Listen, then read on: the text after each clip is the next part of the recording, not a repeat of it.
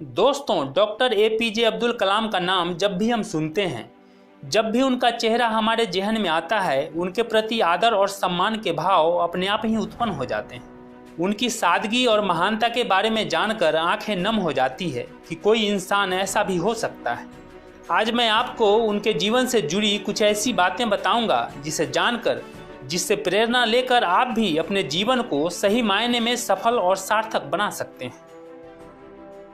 एक बार जब अब्दुल कलाम इसरो के बहुत ही महत्वपूर्ण प्रोजेक्ट पर काम कर रहे थे, तो एक दिन कलाम के चेंबर में एक वैज्ञानिक ने आकर उनसे अनुरोध किया कि क्या वह आज शाम 5 बजे काम खत्म करके घर जा सकता है, क्योंकि उसने अपने बच्चों को आज प्रदर्शनी ले जाने का वादा किया है। कलाम ने उसे अनुमति दे दी। वह वैज्ञानिक खुशी खुशी फिर काम पर लग गया। उसके बाद वह वैज्ञानिक काम में इतना लीन हो गया कि उसे अपने बच्चों से किए वादों का भी ख्याल नहीं रहा। उसे इस बात की सूझ तब लगी जब उसने अपनी घड़ी देखी, जिसमें 8:30 बज चुके थे। यह देखकर वह जल्दी जल्दी डॉक्टर कलाम के चैम्बर में पहुंचा, परंतु वे वहां नहीं थे, तो उसे बहुत निराशा हुई। उसे अपने बच्चों से किए वादे न पूरा करने का दुख था। वह उदास मन से अपने घर लौट आया। घर लौटकर उसने अपनी पत्नी से पूछा कि बच्चे कहाँ हैं। पत्नी ने जवाब देते हुए कहा कि तुम नहीं जानते, डॉक्टर अब्दुल कलाम घर आए थे और बच्चों को प्रदर्शनी दिखाने अपने साथ ले गए। दरअसल जब डॉक्टर कलाम ने देखा कि वह वैज्ञानिक मग्न होकर अपने काम में लगे हुए हैं, तो उन्होंने उसका ध्यान भटकाना उचित नहीं समझा। लेकिन जब किसी ने अपने बच्चों से वादा किया है तो वे उसे जरूर प्रदर्शनी दिखाने जाएंगे। इसीलिए कलाम ने बच्चों को घुमाने का काम स्वयं करने का फैसला किया और उन्हें प्रदर्शनी दिखाने ले गए। अपनी पत्नी की बातों को सुनकर उस वैज्ञानिक की आंखों से आंसू छलक पड़े। उसके दिल में अब्दुल कलाम के प्रति जो आदर, जो रिस्पेक्ट, जो सम्मान था, वो कई गुना बढ़ गया। उसने मन ही मन कलाम को धन्यवाद दिया। दोस्तों, अब्दुल कलाम के जीवन से जुड़ा एक और वाकया मैं आपको बताता हूँ। यह बात तब की है जब उन्हें वाराणसी में बीएचयू के दीक्षांत समारोह में बुलाया गया था। उन्होंने देखा कि स्टेज पर कई सारी कुर्सियां लगी हुई है, जिसमें बीच वाली कुर्सी बड़ी और उन सबसे ऊंची भी थी, जिस पर उन्हें बैठने को कहा गया।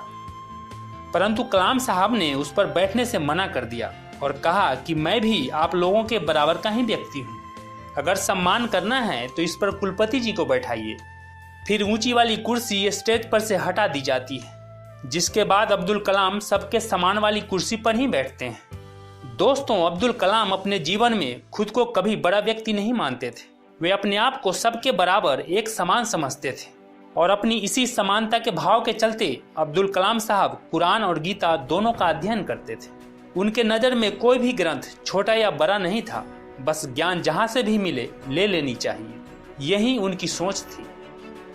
दोस्तों, राष्ट्रपति बनने के बाद डॉक्टर अब्दुल कलाम त्रिवेंद्रम की अपनी पहली यात्रा के दौरान वे केरल के राजभवन में ठहरे थे और उन्हें राष्ट्रपति के मेहमान के रूप में किन्हीं 2 लोगों को बुलाने का अधिकार था। तब राष्ट्रपति डॉक्टर कलाम ने अपने 2 करीबी लोगों को मेहमान के रूप में बुलाया। पहला था सड़क के किनारे बैठने वाला मोची और दूसरा एक छोटे से होटल का मालिक। दोस्तों, अब्दुल कलाम का संपूर्ण जीवन इंस्पिरेशन की वो पावर हाउस है जिससे कोई भी व्यक्ति बहुत कुछ सीख सकता है।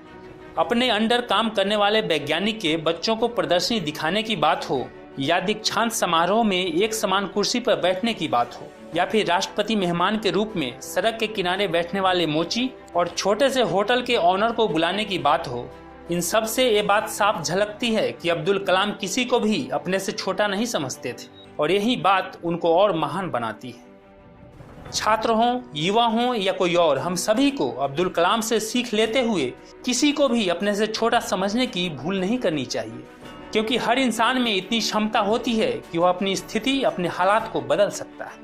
आज जिसे आप अपने से छोटा और कमजोर समझने की भूल करते हैं, कल को वह अपनी मेहनत, अपने कर्म और अपने परिश्रम से कहां पहुंच जाएगा, कोई नहीं जानता।